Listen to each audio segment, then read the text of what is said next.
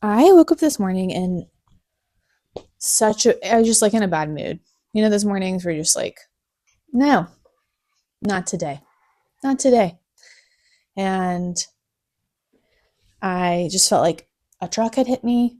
It's Friday, firstly, end of the week vibes. Just, no, I don't want to. I don't want to today.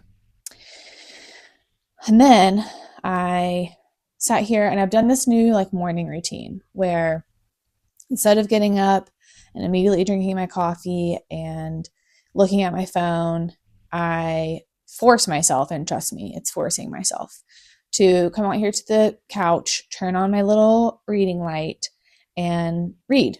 I'm doing 75 soft with my boyfriend, and honestly, I didn't think it would have such an impact, but like, that's a thing. It's a whole thing. And the whole shifting from like jumping out into the space of the world by looking at your phone and just bombarding your brain with all of the things, including the caffeine, it's done something to really alleviate some of the stress and cortisol in my body. And so that helped me kind of like just settle into the day a little bit. And then this thing started happening that maybe likely happens normally, but I just don't notice it. It's going to sound ridiculous, but the birds started chirping. And when I decided to just sit here and enjoy the sound of the birds chirping, no other sounds, birds chirping, it did something. It did something to my body and to my mental state. And it just kind of like calmed me down. It made me feel really peaceful. And there was something this one of my college professors said once in this poetry class, English major. She said, "Seek the beauty each day offers."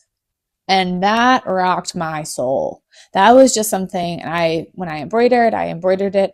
When I think it's my Instagram handle on my personal Instagram, my handle, whatever it's called, my bio, I don't know. But that's the truth.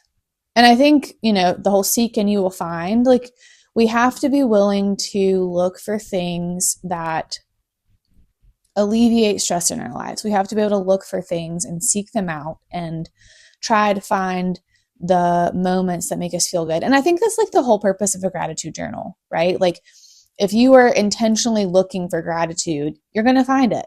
You're going to find it in the smallest and the biggest ways. You're going to see what you're looking for. And so that gratitude journal just forces you to look for it throughout your day and then, write it down. And so that's something I maybe want to challenge myself to, and you too, if you're down. No pressure. But let's look for things that make us happy. Let's look for things that make our soul feel good.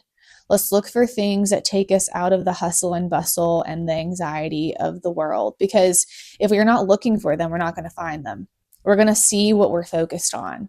And so if we're focused on that next thing we have to do, if we're focused on all the stress at work, if we're focused on, all of the social things that we're expected to uphold while also maintaining our progress and work, life is hard. And so when we're bombarded by all of this stuff, we have to find things that make us feel good and make us feel calm and make us feel peaceful, because we're just one human who's trying to do all the things in a world that's really fast paced and wants to steal all of our attention. So we have to kind of like corral that attention into something that brings us peace and calm and makes us feel human, makes us feel fulfilled, not like some cog in some machine who's here to produce. So what I'm going to do, maybe I'll even write it down. I don't know. But I think there's a lot of value in the whole seek and you will find. Seek the beauty each day offers. I challenge you to that.